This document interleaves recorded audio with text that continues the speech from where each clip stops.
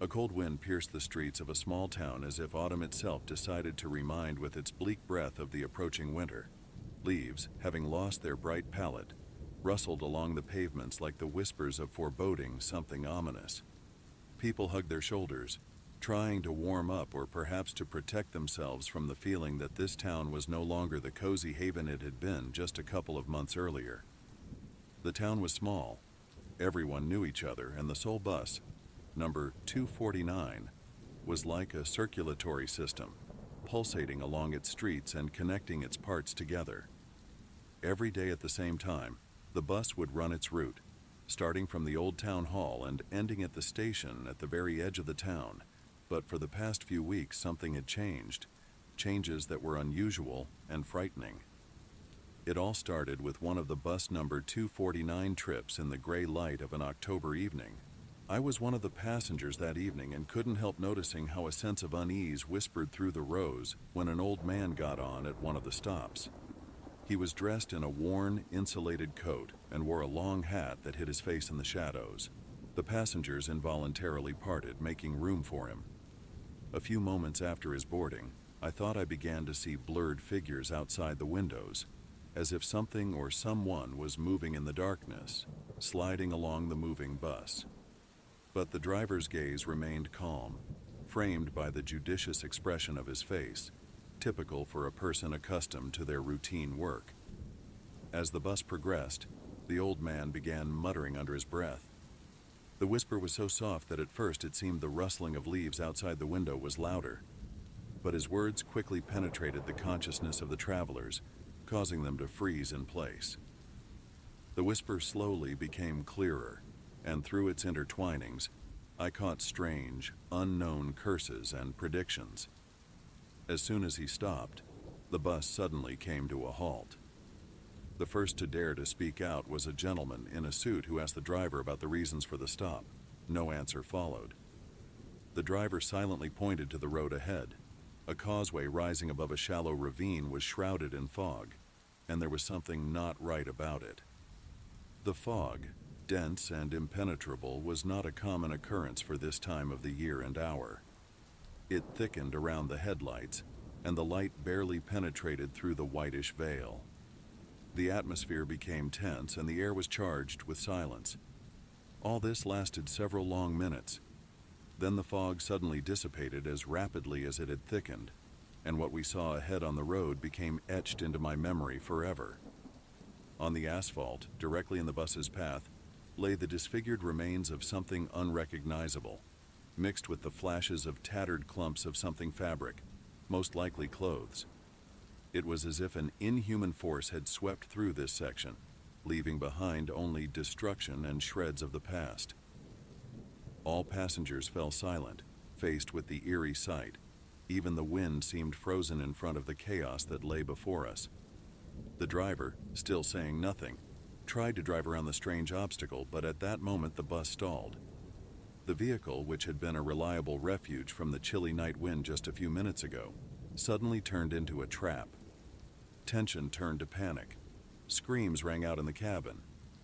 The old man in the coat, apparently the only one who had not succumbed to the general fear, continued to mutter, taunting the occurrence with his imperturbable calm. I saw how some passengers began to quietly pray, and one young guy decided to exit through the back door and bypass the obstacle to see what had really happened. Desperately seeking supportive glances, he stepped onto the street.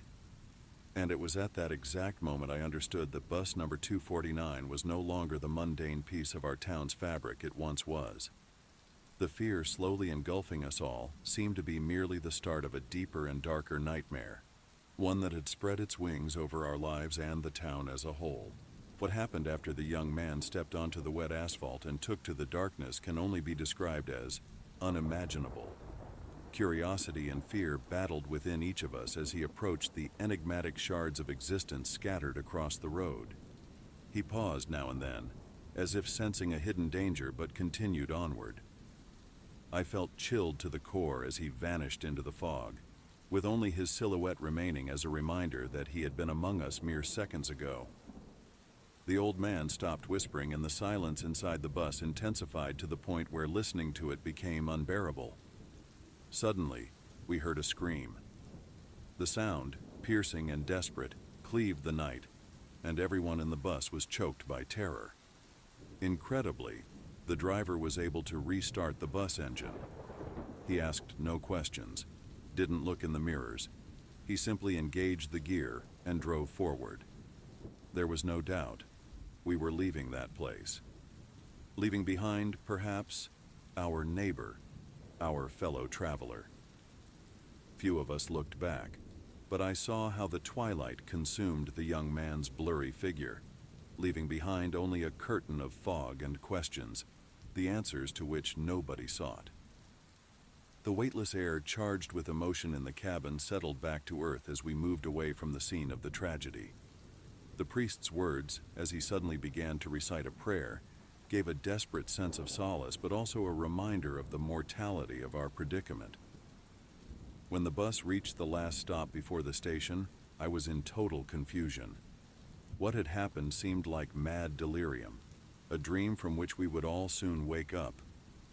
But the world remained as gloomy and cold as it had been a minute ago. At that moment, the old man rose from his seat.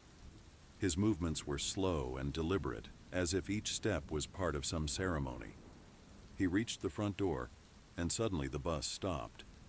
No one, except for the driver, had touched the controls. The old man stepped out, one foot and then the other, and he became a part of the night beyond the reach of the headlights.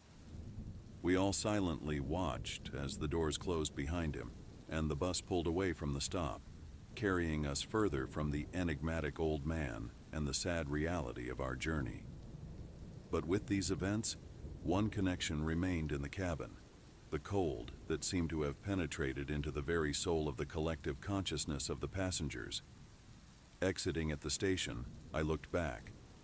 The bus stood there, lifeless and immobile. Its usual route was disrupted, and it seemed no one else dared to step into its somber depths. Rumors circulated that the number 249 bus would never again be full, that at night its route would be deserted because fear now sat in every seat. But the stories of what happened to the number 249 bus weren't over yet. They began that evening, but their echo will resonate in the ears of those who, through the dark glass, saw the shadow of the old man, as if mocking the transience of our existential certainty. Days after the night dropped its darkness on the route of bus number 249, the terrible memory of what happened continued to echo loudly in every corner of the town. An unspoken ban on mentioning the incident created an aura of mystique and unknown horror around the bus. People avoided its stops and only glanced at it from a distance with a wistful and suspicious look. However, there was one person who could not let this story quietly become just another dark blot of the city's legend: me. I desperately sought answers, searching for encounters and data in the city archives, eyewitness accounts, even talks with local officials, which seemed too peculiar for a mere coincidence. Then, I discovered an old dusty book in the city library. Written many years ago, it told a story remarkably similar to what we had experienced. It mentioned events surrounding a midnight nightmare route and a description of a man who whispered the spells of time and could attract shadows and mists. I sat with my findings in the back row of the minibuses, which by then was already filled with new faces and the same grave silence as before. Everything seemed so meaningful, and yet so incredible. But I had no time for doubt. The bus moved along its fateful path, and the crimson sunset pierced through the windows like a harbinger of an impending finale. As darkness swallowed the last light of day, the bus entered the causeway where it all happened that night. We were enveloped by the same impenetrable fog. My heart raced wildly, yet I remained in place, anticipating something that could explain all those harrowing moments. The bus stopped. Silence engulfed everything. Suddenly, as if in a staged scene, he entered. The old man, the same as that night. His pace was steady, and his hat no longer hid his face, seasoned with time and secrets. His eyes met mine, and I saw in them an endless fall. a descent into the abyss of knowledge that could shatter reason. And then he spoke. The accursed root repeats, the truth always returns. You seek that which cannot be known, but if the answer is what you wish to receive, then look to the light that fades in the distance. These very lines were written in that book I had read earlier. Their meaning was unknown to me then, but now. The old man pointed to the road ahead, to the fragments of the past and the shadows of the future, mingling memories of this place. We all, each passenger, froze and stared at the road ahead. There, amidst the fog, we discerned figures, people, animals, another life that was and was not at the same time, floating in eternal motion on the forgotten roads of time. And when the fog cleared, all that remained was emptiness.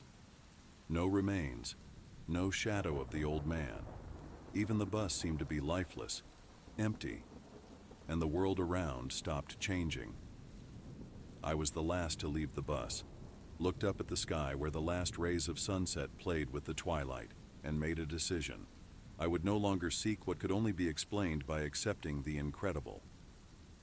Let the number 249 bus remain one of the many urban legends, a reminder that some mysteries are better left alone. I've avoided that stop ever since. From time to time, I wondered if the story of that strange evening had reached anyone else.